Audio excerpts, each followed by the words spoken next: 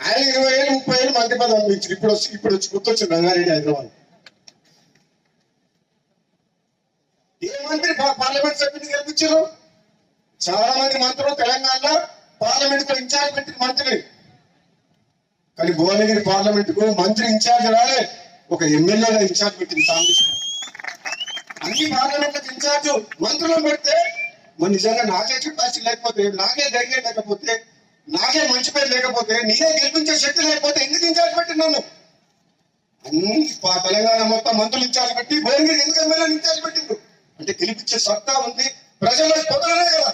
మరి ఇచ్చిన వాటిని నిలబెట్టుకునే బాధ్యత ఎవరిది? మీరు ఇన్ఛార్జ్ పెడితే గెలిపించి ఇచ్చిన వాళ్ళు గెలిచిందా? మేరకు గెలిచిందా?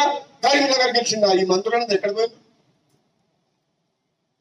మరి ఎక్కడ నేను అడిగేది దయా దాక్షిణ్యాల మీద మీరు ఎప్పుడు ఇస్తారా అని మేము ఎదురు చూస్తలేము. నిజంగా పార్టీ బతకాలంటే, ప్రభుత్వం మంచి పేరు తేవాలంటే, నిజాయితీగా సమర్థవంతంగా ప్రజల కోసం, పార్టీ కోసం, ప్రభుత్వం మంచి పేరు తీసుకొచ్చే వ్యక్తులకే ఇవ్వాలి అని చెప్పి అంటున్నాం. ఈ పైరవికాలను పక్కన పెట్టాలి, పైరవికాలను పక్కన పెట్టాలి. కాంగ్రెస్ పార్టీ ఇంకా బలంగా కావాలి. ఒక యువకుల్ని ప్రోత్సహించాలి, పార్టీ కోసం కష్టపడే వాళ్ళని మానవత్వంతో పనిచేసి ప్రజలతో మమేకమై, కార్యకర్తలతో మమేకమై, అవసరమైతే డి అంటే డి అని కొట్లాడే శక్తి ఉన్న వాళ్ళని అధికారం ఇస్తే అప్పుడు ప్రజలు సంతోషిస్తారు, పార్టీకి లాభం అవుతుంది. దారిలో కూడా దారి ఎక్కిస్తే పదవి వస్తే కొట్లాడతాడా?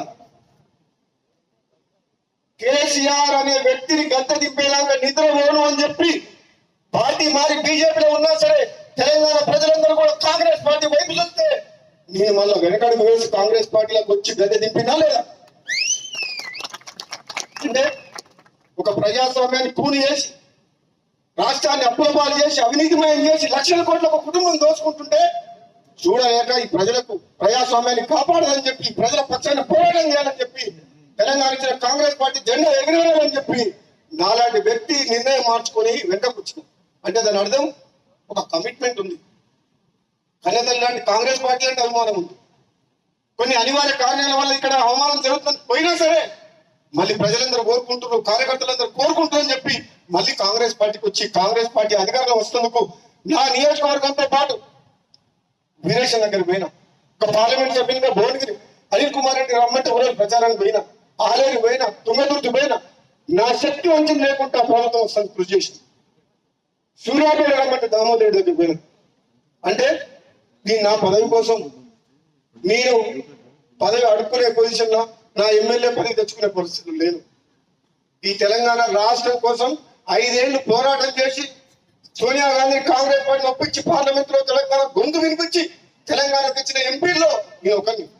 నాకు కమిట్మెంట్ ఉంది, ఈ తెలంగాణ రాష్ట్రం బాగుండాలి, ఈ తెలంగాణ రాష్ట్రం అభివృద్ధిలో ముందుకు దూసుకుపోవాలి, తెలంగాణలో ప్రతి పేద వాళ్లకు కాంగ్రెస్ పార్టీ అండగా ఉండాలని చెప్పి పనిచేస్తున్న, నిజాయితీగా పనిచేస్తున్న వ్యక్తిని. కాబట్టి నా విషయంలో కొందరు నాయకులు ఇక చెప్తే బాగుండదు, దుర్మార్గంగా ధర్మరాజులాగా ఉండాల్సిన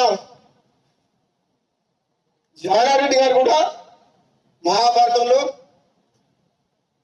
ధృతరాష్ట్రం పాత్ర పోషిస్తాడు. నాకైతే బాధ అనిపిస్తుంది. నాలాంటి వ్యక్తికి ఏదైనా వస్తుంది అంటే 10 మందికి పనికొచ్చే మనిషిని, 1000 మందిని కాపాడే వ్యక్తిని నాలాంటి వ్యక్తికి అడ్డం తగులుతుందంటే ఇక నేనేం చెప్పాలో నాకు అర్థమవుతలేదు. అందుకని ఇంతకంటే ఇప్పుడు చెప్పలేను, ఇప్పటికే చెప్పదలుచుకుని చెప్పిన మనసులో ఉన్నది చెప్పినా లేదా? మరి నన్ను చూస్తే భయపడుతున్నారు అందరూ. నేను వస్తున్నట్టు మా అమ్మడు వస్తే ఏం చేస్తాడో, ఆయన మా మాట ఇంటాడో వినడం అనుకుంటున్నా ఏందో. మరి అధిష్టానం ఏమో ఇస్తా అంటుంది, కొందరికి చెమటలు పడుతున్నాయి. ఎందుకు?